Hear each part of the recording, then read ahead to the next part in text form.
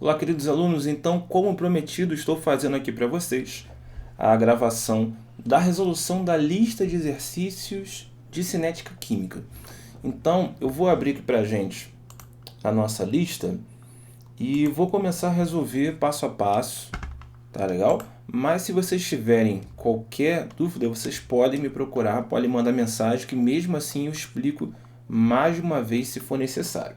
Então, vou dividir aqui a tela entre a minha câmera e também a lista para começar a resolução. Então, a primeira questão diz assim: para a reação entre amônia e oxigênio produzindo nitrogênio e água, nessas proporções aqui, né? 4NH3, 3O2, 2N2, 6H2O.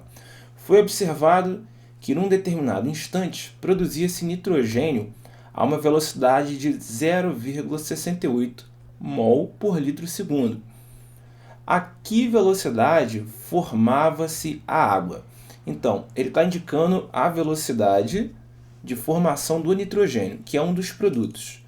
A gente tem dois produtos nessa reação. A gente tem um produto que é o nitrogênio e o outro produto que é a água. Então, sabendo a velocidade de um dos produtos, como é que a gente vai saber a velocidade do outro? Essa velocidade ela é proporcional ao coeficiente, que é esse númerozinho que aparece aqui atrás. Ó. A gente chama de coeficiente estequiométrico, mas a gente pode chamar só de coeficiente. Então, resolvendo aqui a letra A, vou botar aqui embaixo, a relação fica da seguinte forma. A velocidade do nitrogênio dividida pelo coeficiente dele, que é 2, é igual à velocidade de formação da água, né, sobre o coeficiente da água. Qual é o coeficiente? 6. Então, é só jogar o valor de velocidade de formação do nitrogênio nessa fórmula. A gente vai ter o seguinte: 0,68, que é a velocidade de formação do nitrogênio sobre 2, vai ser igual à velocidade de formação da água sobre 6. Fazendo essa continha aqui, eu vou chamar isso aqui de x, tá? Para não ficar repetindo isso aqui toda hora. A gente pode simplificar isso aqui, dividir por 2, dá 1, dá 3. X é igual a 3 vezes 0,68. Deixa eu fazer aqui na minha calculadora. 3 vezes 0,68 dá 2,04. Então, a velocidade de formação da água, não esquece da unidade, mol por litro vezes segundo. Vamos dar uma olhadinha na letra B. A que velocidade consumiu-se a amônia? Então, lembrando, todas as vezes que a gente fala de formação de produto, esse valor de velocidade ele é positivo. Quando a gente fala de consumo de algum reagente, a velocidade ela é negativa. Então, a gente vai fazer a mesma coisa, relacionar as velocidades, só que a única diferença vai ser que para a amônia, NH3, a gente vai usar a expressão negativa.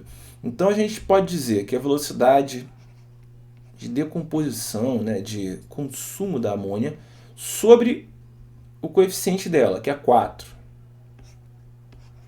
Isso tem que ser negativo. Vai ser igual à velocidade do nitrogênio dividido pelo coeficiente dele, que é 2. Então, prontinho. A gente só precisa fazer o mesmo da letra A, substituir aqui a velocidade. Então, temos que, vou chamar isso aqui de x menos x sobre 4 é igual a 0,68 sobre 2. Dá para simplificar 4 com 2, né? 2 aqui, 1 aqui.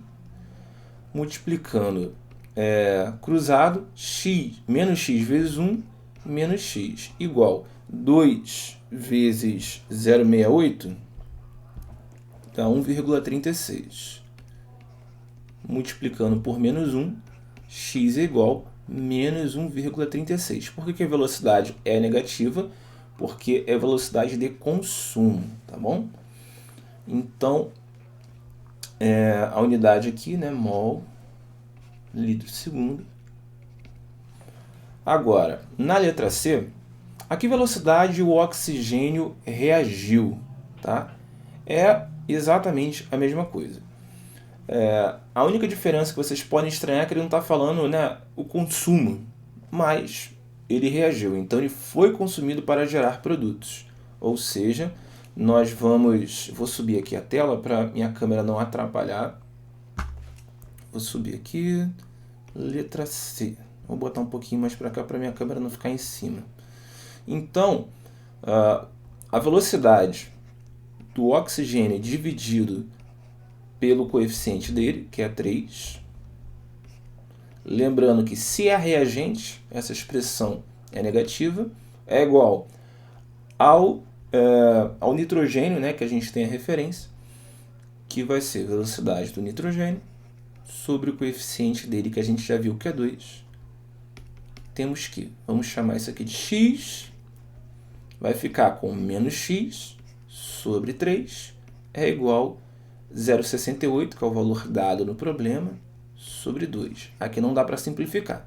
Multiplicando cruzado, 2 vezes x menos 2x, igual 3 vezes 0,68, 2,04. X vai ser, já multiplicando por menos 1, né? Menos 2,04 sobre 2, x igual a menos 1,02 unidade mol por litro segundo. Tá bem? Então, essa é a resolução da número 1. Vamos para a número 2. E para resolver a número 2, eu vou dar um espaço aqui para a gente. Vamos ver. Deixa eu marcar aqui. Considere a equação 2N2O5 reagindo quimicamente, né, produzindo, se decompondo em 4NO2 mais O2. Admita que a formação de O2 tem uma velocidade média constante E igual a 0,05 mol por segundo. A massa de NO2 formada em 1 minuto é, e aí ele deu as informações das massas atômicas. Vou dar mais um espaço para deixar a resolução da 2. Então, para começar, aqui o sistema é o mesmo da questão anterior. Ele deu a velocidade de formação do oxigênio e ele quer saber a do NO2. Então, a gente sabe que a velocidade de formação do oxigênio dividido pelo coeficiente dele, quando não tem nada atrás da fórmula da molécula, a gente considera 1. Ok? É igual à velocidade de formação do NO2 dividido pelo coeficiente dele, que é 4. Maravilha, é só substituir aqui o valor e fazer o cálculo. Vamos chamar o que a gente quer de x. Então, a velocidade de formação da água, o problema deu 0,05. Então, temos que 0,05 sobre 1 é igual a x, que a gente quer saber, sobre 4. Temos que, multiplicando cruzado, x vezes 1 é x, 0,05 vezes 4 é igual a 0,2. Qual a unidade? Mol por segundo. Mol por segundo. Essa é a resposta final? Não. Ele quer saber massa de NO2 formada em 1 minuto. Então, em primeiro lugar, a gente está trabalhando com mol, depois a gente vai ter que falar em massa. Nós estamos trabalhando em 1 segundo e ele quer em 1 minuto. Então, vamos fazer uma regrinha de 3 aqui. Ó. A formação, né, é 0,2 mol para cada 1 segundo. Isso aqui é que essa velocidade nos está dizendo. Quando a gente fala de 1 minuto, estamos falando de 60 segundos. Qual a quantidade de mol? X. Multiplicando cruzado, x vezes 1 é x, 0,2 vezes 60 é 12. 12 mol. Maravilha? Então, esse 12 mol é a quantidade produzida no 1 minuto, 60 segundos. Como é que a gente faz agora para converter mol em massa? Todas as vezes que a gente vai fazer essa conversão, precisamos da famosa massa molar, que também é chamada de peso molecular ou ainda massa molecular, tá? Mas o nome correto é massa molar, que você calcula a partir da massa atômica. Então a gente está falando do NO2, a massa do nitrogênio é dada, 14, mais a massa do oxigênio, que é 16. Só que nessa molécula nós temos 2 oxigênios, então vai ficar 2 vezes 16. Então, 2 vezes 16, 32. 32 mais 14, 6, 4, 46. A unidade da massa molar sempre é grama por mol. E é essa daqui que a gente vai usar para fazer a regra de 3, para converter esses 12 mol que a gente achou a partir da velocidade em grama. Então, isso aqui a gente usa para abrir a regra de 3. Ó. 46 gramas é equivalente a 1 mol de NO2. Quando a gente está falando de 12 mol, qual é a quantidade em gramas? X. Multiplicando cruzado, x vezes 1, x. 46 vezes 12, 552. 552 gramas. Resposta letra D desse dado. Tá bom?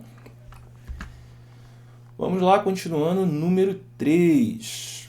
A combustão completa do pentano é representada qualitativamente pela equação C5H12 mais oxigênio gera CO2 mais H2O.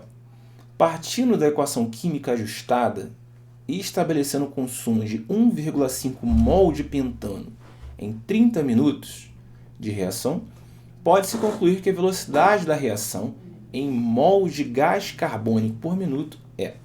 Então, em primeiro lugar, eu vou descer aqui essa número 3. Quando eu converti isso aqui de PDF para Word, essa figura aqui subiu um pouquinho. Então, deixa eu descer aqui. Vou dar uma pausa na gravação para poder descer. Pronto, com a tela ajustada, eu vou reescrever aqui a reação. Deixa eu aumentar um pouquinho o tamanho dessa escrita.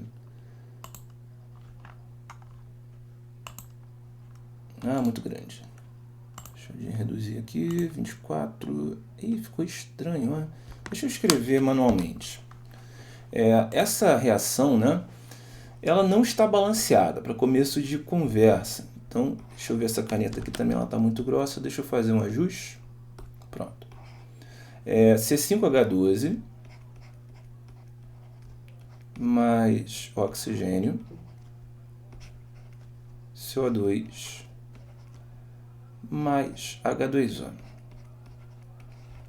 Então, vamos dar uma olhadinha. Aqui na esquerda nós temos 5 carbonos. Na direita também vamos ter que ter 5. Vamos para o hidrogênio. Na esquerda, os reagentes temos 12. E aqui nós temos 2. A gente coloca um 6. 6 vezes 2, 12. Para finalizar, vamos ver os oxigênios. 5 vezes 2, 10. 10 mais 6, 16. E aqui a gente coloca, então, 8. Porque 8 vezes 2, 16. Então, a equação está balanceada. O importante aqui é a relação entre pentano, que é essa molécula C5H12. Vou botar aqui um asterisco aqui e um aqui. A relação entre os dois. Em primeiro lugar, ele deu o consumo do pentano aqui, ó, 1,5 mol de pentano em 30 minutos. Ora, a velocidade não é a variação de consumo dividido pelo tempo? Variação de consumo, né? 1,5 sobre 30. Aqui estamos trabalhando com mol e aqui estamos trabalhando com minuto. Quanto que é 1,5 dividido por 30? 0,05. 0,05 e a unidade que é muito importante, mol por minuto. O que a gente calculou? Isso aqui é a velocidade de consumo de pentano, C5H12. Como é que, sabendo a velocidade de um componente da reação, a gente vai saber a velocidade do outro? É só fazer aquela correlação, né? Velocidade do pentano, C5H12, sobre o coeficiente dele. Quando não tem nada atrás, a gente coloca 1, né? O 1 ali fica subentendido, é igual à velocidade que ele quer, gás carbônico, CO2. Então, o gás carbônico, velocidade do gás carbônico, CO2, sobre o coeficiente dele, que é 5. A velocidade do pentano já está aqui, ó, a gente calculou, 0,05. Então, temos que, o que a gente quer eu vou chamar de x, temos que 0,05 sobre 1 é igual a x sobre 5. Multiplicando cruzado, x vezes 1 é x. 0,05 vezes 5 dá 0,25. Como na questão ele está falando que ele quer em mol de gás carbônico por minuto, e aqui já é em mol por minuto, a gente não precisa fazer mais nada. Só vou expressar aqui a unidade, né? E marcar que a resposta é a letra C. Então, maravilha. Vamos para a letra D. Na letra D eu vou fazer também um ajuste aqui. Deixa eu ver se eu consigo descer essa imagem aqui. Vou pausar a gravação. Então, eu só reposicionei aqui o gráfico para melhorar a visualização aqui e não atrapalhar com a minha câmera. Então, o que nós temos aqui é o seguinte. A água oxigenada, H2O2, para formar água e oxigênio, de acordo com a equação que a gente está vendo aqui, a velocidade dessa reação pode ser determinada recolhendo-se o gás em um sistema fechado de volume constante e medindo-se a pressão do oxigênio formado em função do tempo de reação. Em uma determinada experiência realizada a 25 graus Celsius, foram encontrados resultados mostrados no gráfico. Considerando-se o gráfico, pode-se afirmar que a velocidade de decomposição da água oxigenada. Então, vamos dar uma olhadinha antes de ler as alternativas. No eixo X, nós temos o tempo de reação por minutos. E no eixo Y, nós temos a pressão de oxigênio em atm. E a gente pode correlacionar essa pressão com concentração. Quanto maior essa pressão, maior a concentração, maior a quantidade de oxigênio produzida. Então, a gente vê, né, que ela começa aqui em 0, ela vai crescendo até que ela se torna constante aqui, né? A partir do momento que ela se torna constante lá entre 125 e 150 minutos, a gente pode entender o quê? Que a reação terminou. O momento que a gente não vê mais variação na concentração de oxigênio. Então, vamos dar uma olhada. Letra A. Considerando o gráfico, né, pode-se afirmar que a velocidade de decomposição da água oxigenada é constante durante todo o processo de decomposição. Não é constante.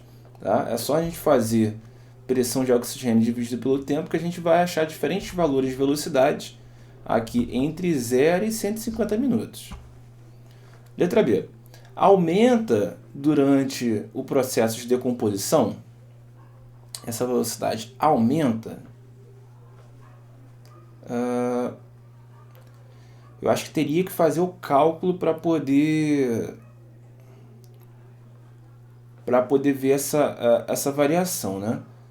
Agora, a letra C tende para 0 no final do processo de decomposição. Aí a gente já tem mais certeza. Aqui a gente já tem mais certeza. Letra D. É igual a 0 no início do processo de decomposição. Analisando, vamos ver.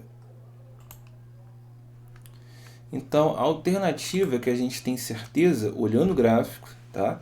Sem necessariamente ficar discutindo exaustivamente as outras alternativas, é a letra C, que a velocidade ela tende para o 0 no final do processo de decomposição. Isso aqui fica claro, né? A partir do momento que você não tem mais variação, você sabe que você está chegando ali na condição de equilíbrio cinético. Tá? Então, resposta letra C. Vamos dar uma olhadinha na número 5. Vou fazer aqui um ajuste na tela. Então, depois do ajuste, nós voltamos aqui na questão número 5, que diz o seguinte: qual dos diagramas abaixo, no sentido reagentes-produtos, representa a reação mais endotérmica, ou seja, aquela que mais absorve calor? Então, a gente sabe que o gráfico de uma equação endotérmica, você tem o patamar energético dos reagentes mais baixo do que o patamar energético dos produtos. Então, você vê esse morrinho, né, onde o ponto máximo entre os reagentes, o ponto máximo, isso representa a energia de ativação, e a diferença entre o patamar energético dos reagentes e os produtos representa a variação de entalpia. Então, em primeiro lugar, a gente começa descartando as reações aqui que não representam, ou melhor, os gráficos que não representam reações endotérmicas. Ó, reagente maior que produto, não pode ser. Reagente maior que produto, não pode. E reagente maior que produto, não pode. Então, a gente de cara já começa descartando A, D e E. Agora, onde que a diferença entre RP, reagentes e produtos, é maior? Aqui na letra B ou aqui na letra C? Dá para ver claramente, né, que essa diferença aqui na letra B é muito maior do que esse espacinho aqui da letra C. Então, a resposta é a letra B. Continuando, número 6 diz o seguinte: observe o diagrama e os dados ao lado a 298 Kelvin. HCA menos 170 quilocalorias, HR menos 200 quilocalorias, HP menos 300 calorias, Ca complexo ativado. Calcule o ΔH da reação a essa temperatura que ele deu e a energia de ativação na mesma temperatura.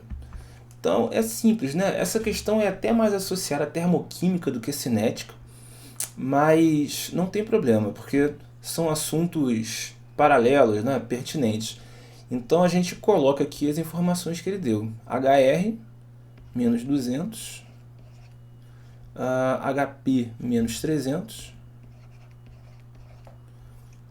HCA é esse ponto aqui, menos 170. E aí ele quer saber, em primeiro lugar, o ΔH. O que é o ΔH?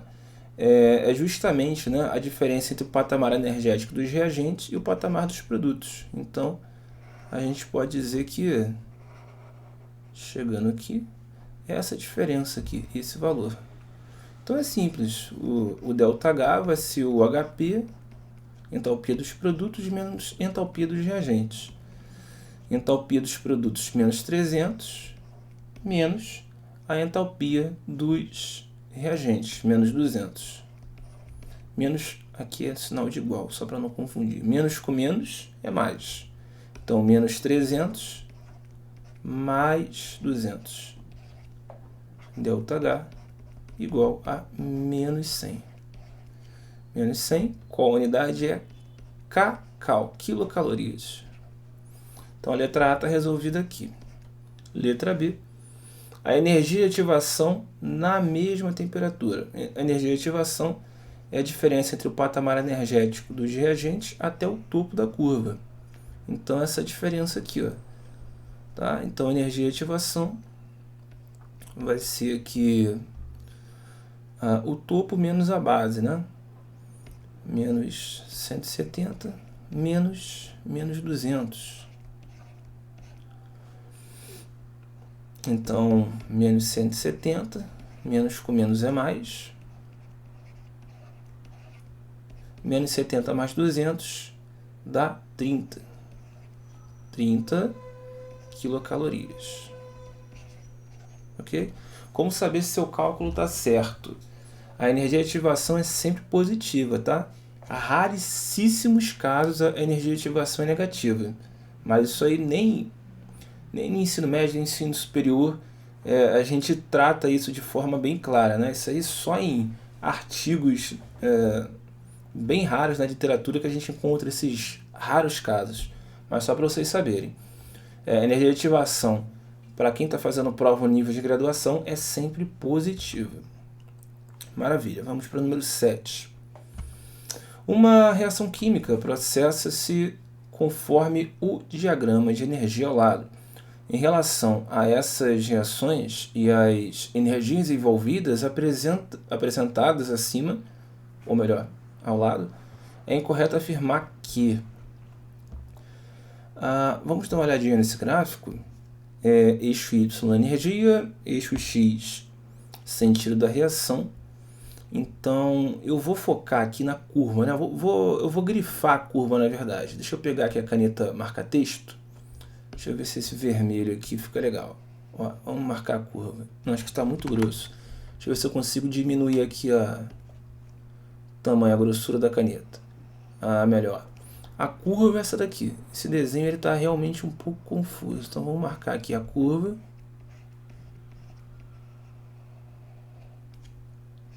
Isso. Pronto. Aqui. Certo. Então, o que a gente sabe? Aqui no início, o que nós temos é sempre a entalpia dos reagentes.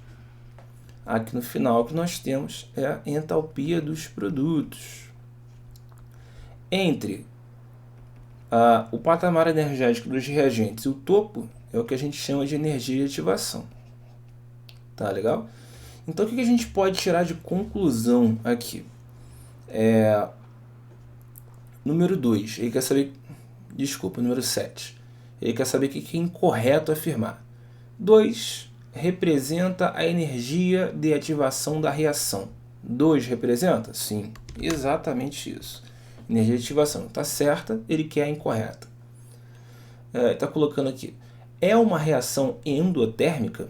Letra B, isso. É uma reação endotérmica, sendo 1 a energia de absorção... Perdão, a energia absorvida na reação. É uma reação endotérmica? Não, porque o gráfico de uma reação endotérmica, os produtos têm que estar acima dos reagentes. E aqui o que a gente vê é o inverso, o gráfico de uma reação exotérmica. Então já dá para ver aqui de cara que a letra B é incorreta. Tá legal? Mas vamos dar uma olhadinha no resto. 4 representa o calor liberado. 4 representa o calor liberado, exatamente. A diferença do patamar energético dos reagentes e dos produtos. Maravilha. 3 representa a energia de ativação para a reação inversa. A reação inversa você conta todo o processo inverso. Então, né, é como se fosse voltando de produtos a reagentes. Então, essa também está certa. Então, errada. Aqui a gente tem a letra B.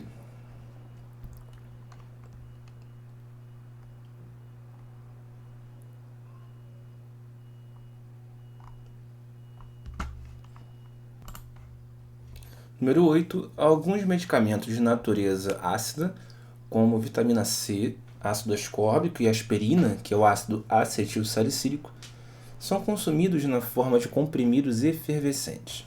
A efervescência desses comprimidos, responsável pela produção de gás carbônico, decorre da reação abaixo representada entre a substância ativa e um bicarbonato do excipiente. Um professor partiu desse acontecimento cotidiano para demonstrar a influência de certos fatores na velocidade de reação. Ver figura abaixo. Primeiramente, pediu que os alunos medissem o tempo de dissolução de um comprimido efervescente inteiro num copo de água natural, 25 graus Celsius. Em seguida, 2, sugeriu que repetissem a experiência usando um comprimido inteiro num copo de água gelada, 5 graus Celsius. Finalmente, 3, recomendou que utilizassem um comprimido partido em vários pedaços num copo de água natural, 25 graus Celsius. Os estudantes observaram que, em relação ao resultado do primeiro experimento, os tempos de reação do segundo e do terceiro foram, respectivamente. Então, em relação ao primeiro, né, a gente tem o comprimido inteiro a temperatura ambiente, e depois a gente vai comparar também com o comprimido inteiro a mais frio. A gente sabe que quanto maior a temperatura, mais quente, maior a velocidade de uma reação química. Então, se ele diminuir a temperatura do 1 para o 2, se você foi de 25 graus Celsius para 5 graus Celsius, Isso significa que do primeiro para o segundo foi menor. Ok. Agora deixa eu ler o enunciado aqui de novo, nesse finalzinho. Os estudantes observaram que, em relação ao resultado do primeiro experimento, os tempos de reação do segundo e do terceiro foram... ok. Ele vai comparar agora com o terceiro. Agora, a mesma temperatura, comparando o primeiro e o último. Primeiro e o terceiro.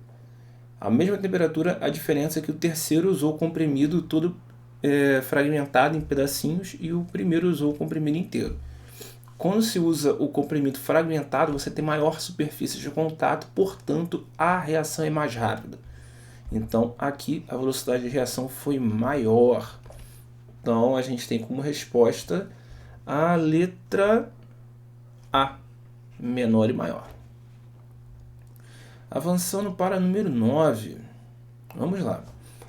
Uma reação química processa-se conforme o gráfico abaixo. É incorreto afirmar que... Então, vamos dar uma olhadinha. A gente tem aqui no primeiro... na primeira curva aqui, né?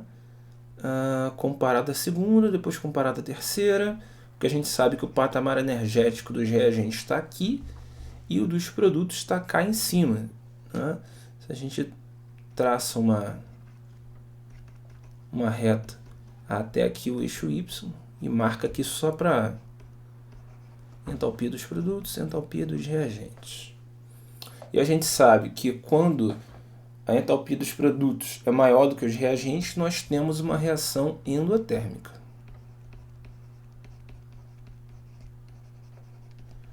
Portanto, vamos analisar, e que é incorreta.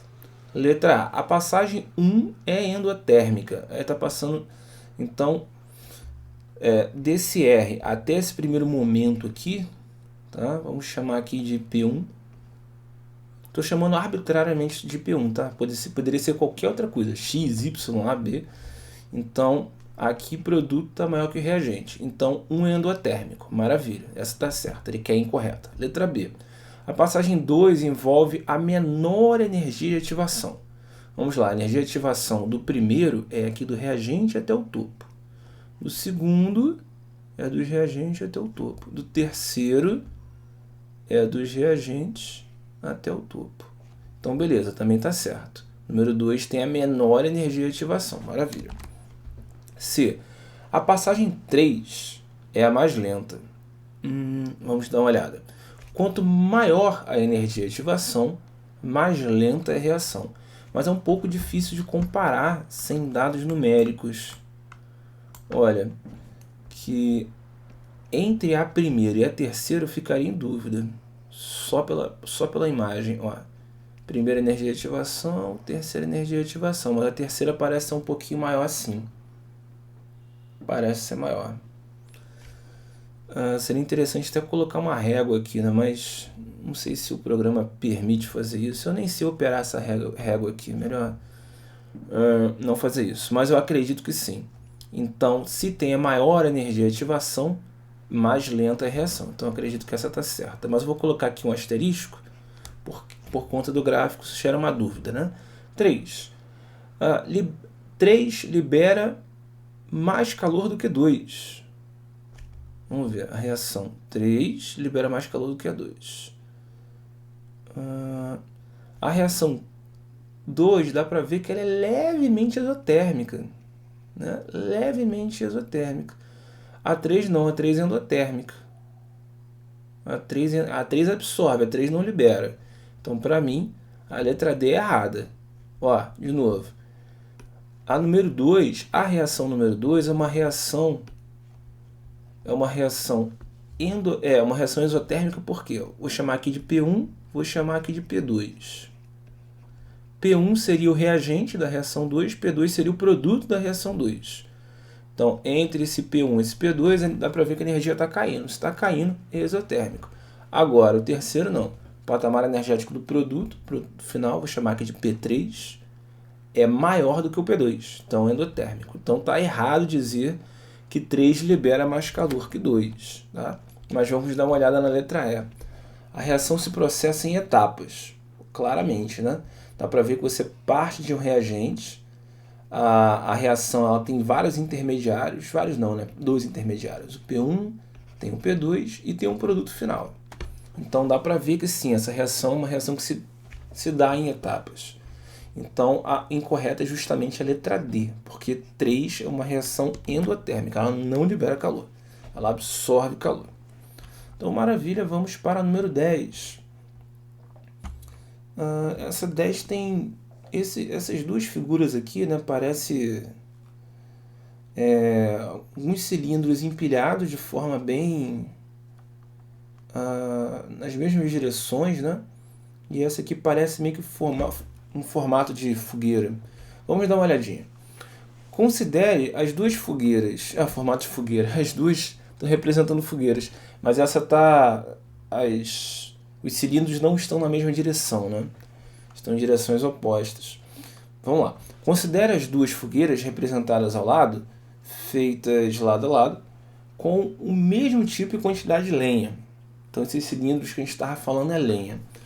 A rapidez da combustão da lenha será maior na fogueira 1, pois a superfície de contato com o ar é maior.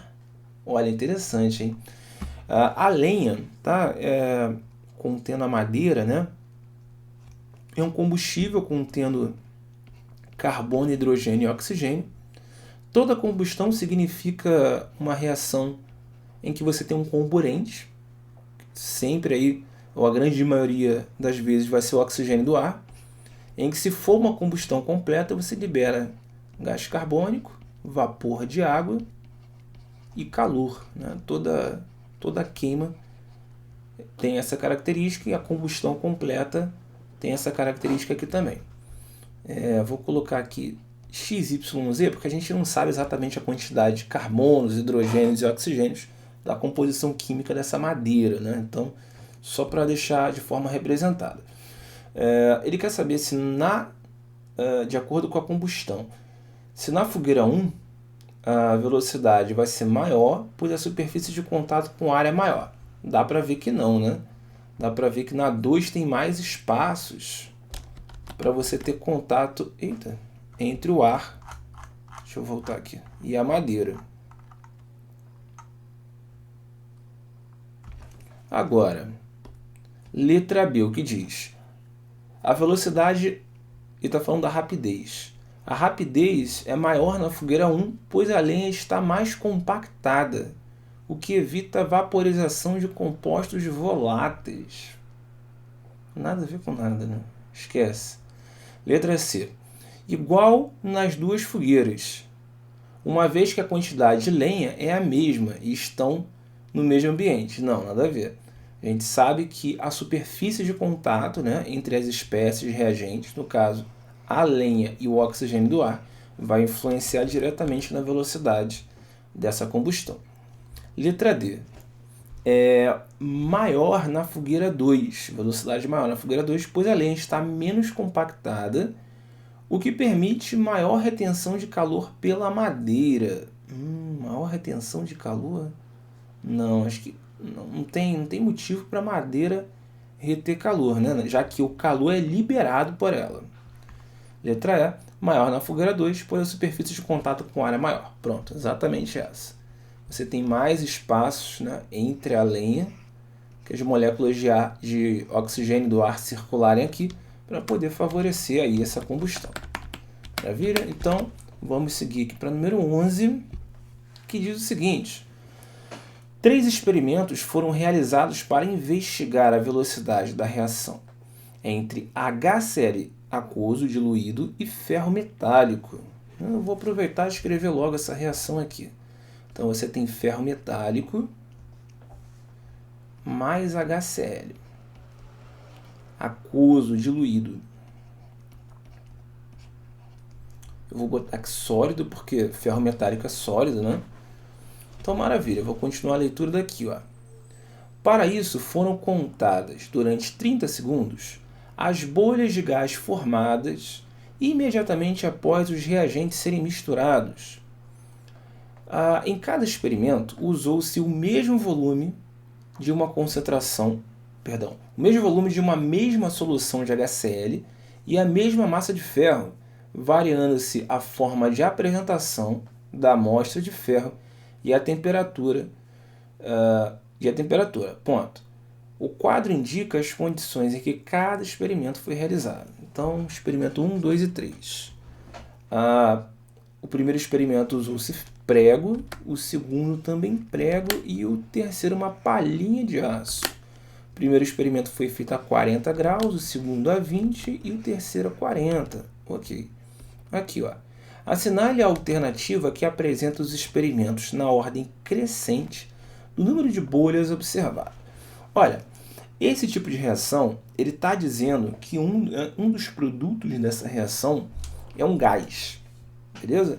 Então, se você não soubesse completar essa reação química, bastava você entender que um dos produtos dessa reação é um gás, e como ele está falando sobre a alternativa que apresenta os experimentos na ordem crescente do número de bolhas observados, você quer pegar a reação que foi da menos rápida, a mais lenta, para a mais rápida, tá certo? Só para ilustrar os produtos dessa reação, isso aqui é a chamada famosa reação de deslocamento, onde o metal é mais reativo que o hidrogênio, ele consegue deslocar o hidrogênio, formando o clorito do metal correspondente, mais gás hidrogênio, certo? Só por uma questão de balanceamento, a gente coloca aqui esse número 2 e vamos tocar. Isso aqui é aquoso e aqui é gasoso. Mas se você não soubesse montar essa reação aqui, não tinha o menor problema. A grande questão aqui é analisar velocidade. Vamos analisar, ou melhor, vamos comparar o experimento 1 e o experimento 2. Os dois foram feitos com pregos, sendo que um foi feito a 40, o outro foi feito a 20 graus. Quanto maior a temperatura, maior a velocidade. Ou seja, deixa eu só pegar a borrachinha aqui para não atrapalhar a leitura. Só um minutinho. Pronto.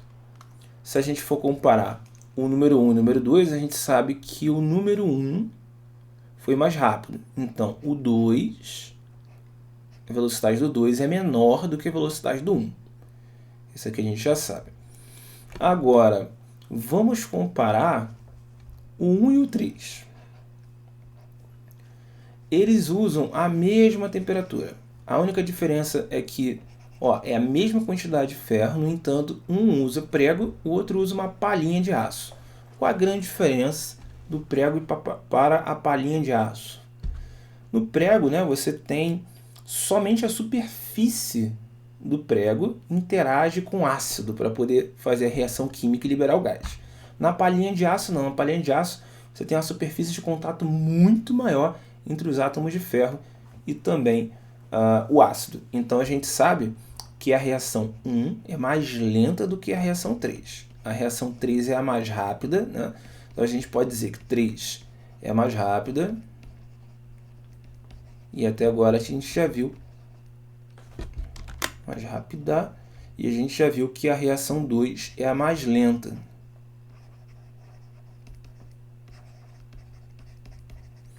Então, a gente teria o número 1 no meio. Então, a ordem crescente é da esquerda para a direita, né? 2, 1, 3. Resposta é a letra A.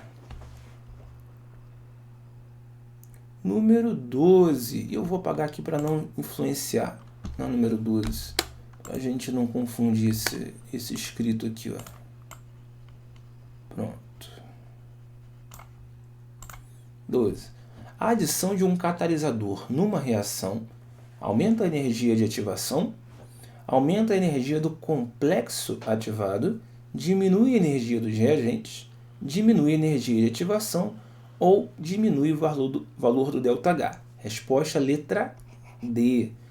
A adição de um catalisador numa reação diminui a energia de ativação. O que caracteriza a velocidade maior de uma reação catalisada é justamente isso. O catalisador conseguir diminuir a energia de ativação. O catalisador não influencia na energia dos reagentes, não influencia na energia dos produtos, ok? Ele não aumenta a energia de ativação, senão ele faria o processo inverso. e ele não aumenta a energia do complexo ativado, senão ele estaria fazendo o inverso. Ele diminui a energia do complexo ativado e diminui a energia de ativação. A letra E fala a respeito da ΔH, entalpia. Não. Quando se trata de catalisador, a gente consegue brincar com a cinética. A gente nunca brinca com a termodinâmica. Quem rege a termodinâmica é a natureza. Nós conseguimos mexer apenas na velocidade. Ok? Número 13. Deixa eu ver se ela está bem enquadrada aqui na tela. Acho que sim. A velocidade de uma reação enzimática corresponde à razão entre a quantidade de produto formado e tempo decorrido. Essa velocidade depende, entre outros fatores, da temperatura de incubação da enzima. Acima de uma determinada temperatura, porém, a enzima sofre desnaturação. Considere um experimento no qual foi medida a velocidade máxima de uma reação enzimática em duas diferentes temperaturas. Observe a tabela. Então, nessa tabela nós temos o tempo em minutos que o estudo foi feito, a velocidade máxima da reação, feita a 45 graus Celsius e feita a 50 graus Celsius. E vamos continuar a leitura daqui. Para cada temperatura, calculou-se a taxa de desnaturação da enzima, definida como a queda da velocidade máxima da reação por minuto de incubação. Se D1 é a taxa de desnaturação da enzima a 45 graus Celsius e D2 é a taxa de desnaturação da enzima a 50 graus Celsius, calcule a razão D1 sobre D2. Então, vamos lá. A chave dessa questão está justamente aqui, ó, quando ela fala que o que a gente está procurando, que é o D, desnaturação da enzima, é a queda da velocidade máxima da reação por minuto de incubação. Então, a gente vai analisar essas reações sendo feitas passado minuto a minuto. Então, ó, vamos olhar primeiro as reações que ele está chamando de D1, né? São feitas a 45 graus Celsius. Então, se a gente olha entre 1 e 2 minutos, a velocidade caiu de 96 para 85. Então, vamos lá. D1 é a velocidade maior menos a menor, tendo-se passado 1 minuto. Isso aqui dá 11. Vamos fazer a mesma coisa para o próximo intervalo. Agora de 2 para 3. De 85 para 74. Então, 85 menos 74. Entre 2 e 3 minutos também se gastou 1 minuto. 85 menos 74, 11. Vamos usar o mesmo raciocínio aqui para entre 3 e 4 minutos. 74 para 63. Então, D1 é igual a 74 menos 63. Entre 3 e 4 minutos também se gastou 1 minuto. Isso aqui também dá 11. Então, maravilha. A gente sabe que D1 é 11. Vamos fazer esse raciocínio para 50 graus Celsius, o que ele chama de D2. Então, D2 vai ser a mesma coisa. A gente começa em 128 e caiu para 106 um minuto depois. Então, o maior menos o menor, 128 menos 106. Entre 1 e 2 minutos, gastou-se 1 minuto. 128 menos 106 é igual a 22. Vamos lá, continuar o mesmo raciocínio. Agora, entre 2 e 3 minutos. Agora, a gente vai ver de 106 para 84. 106 menos 84. Entre 2 e 3 minutos, deu 1 minuto também.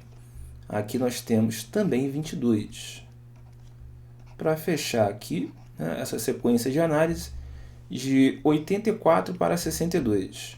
84 para 62, essa queda também aconteceu em 1 minuto, e ela também deu 22. Então, a gente sabe o valor tanto de D1 quanto o valor de D2. E a razão que ele quer é D1 sobre D2. Então, D1 sobre D2 vai ser 11 sobre 22. Simplificando isso aqui dá meio igual a 0,5. Resposta letra A. Ok, vamos continuar agora olhando a questão de número 14. Essa questão aqui eu vou ter que abaixar porque o gráfico dela vai até aqui embaixo, mas sem problemas. Deixa eu enquadrar melhor. A fim de aumentar a velocidade de formação do butanoato de etila, um dos componentes do aroma do abacaxi, emprega-se como catalisador o ácido sulfúrico. Observe a equação química desse processo. Então, a equação química é esse componente reagindo com esse. Tá? Esse primeiro componente é um ácido carboxílico e esse aqui é um álcool. E ele está formando um éster e água, tendo ácido sulfúrico como catalisador. E essas setinhas de vai e volta significa que é uma reação reversível. Para quem se lembra, essa aqui é a famosa reação de esterificação. Esterificação de Fischer. Mas vamos continuar aqui no enunciado. As curvas de produção do butanoato de etila, que é o produto principal, para as reações realizadas com e sem a utilização do ácido sulfúrico como catalisador, estão apresentadas no seguinte gráfico. Então vamos subir aqui para dar uma olhadinha nesses gráficos. Deixa eu ver se minha câmera atrapalha. Eu acho que é melhor enquadramento isso daqui. Então, em azul sempre vai ser com catalisador e amarelinho sempre vai ser sem catalisador. Esses gráficos sempre estão apresentando o tempo no eixo X e a concentração no eixo Y, concentração do produto.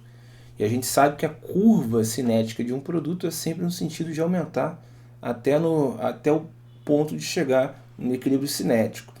Então, a gente espera que a velocidade sem catalisador seja menor, certo? Se a velocidade sem catalisador tem que ser menor, a gente já pode descartar a letra D, onde a curva amarela está acima da curva azul.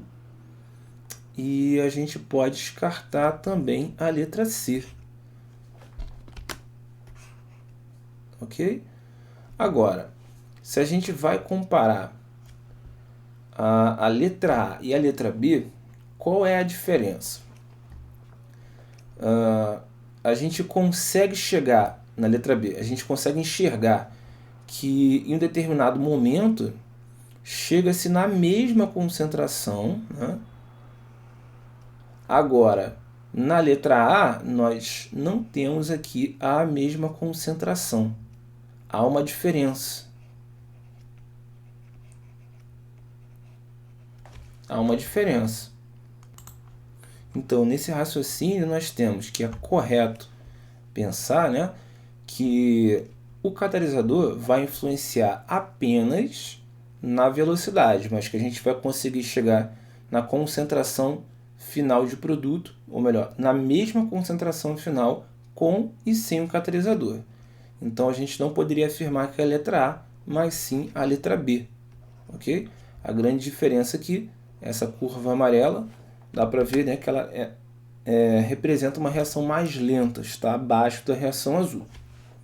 Então a resposta é a letra B.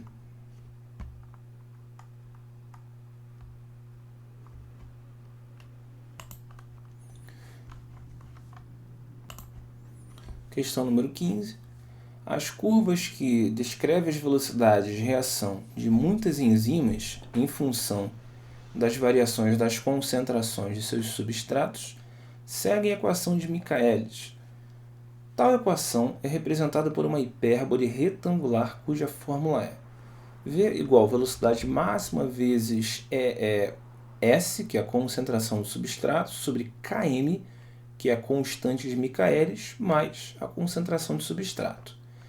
A constante de Michaelis corresponde à concentração de substrato, na qual V igual V máxima sobre 2.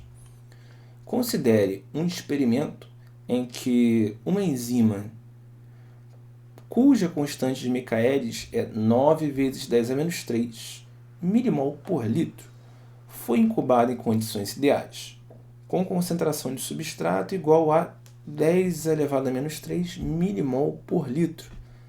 A velocidade de reação medida correspondeu a 10 unidades. Em seguida, a concentração de substrato foi bastante elevada de modo a manter essa enzima completamente saturada. Neste caso, a velocidade de reação medida será nas mesmas unidades equivalentes a... Então a gente vê aqui uma equação bem simples, né? Ou melhor, uma questão bem simples, que se usa uma equação bem simples, que é a equação de Michaelis, e que a gente só tem que fazer a substituição dos valores.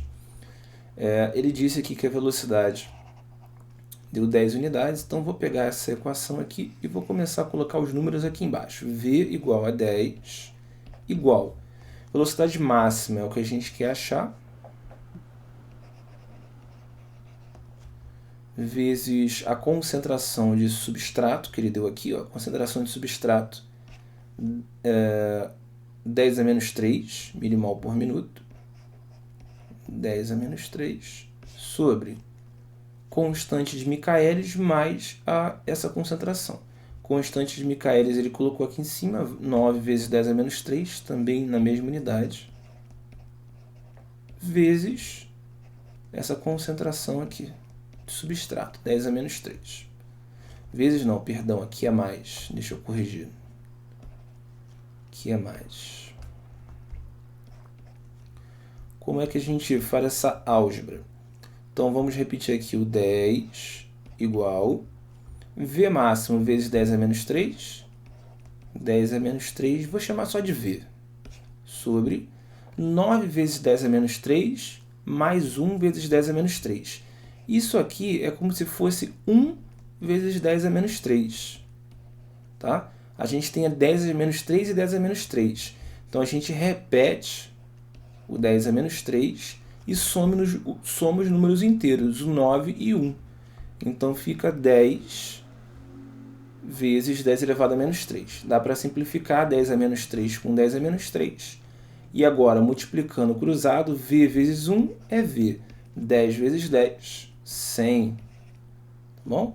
Na mesma unidade, milimol por litro, resposta é letra C. Então, com isso, nós acabamos a resolução da nossa lista.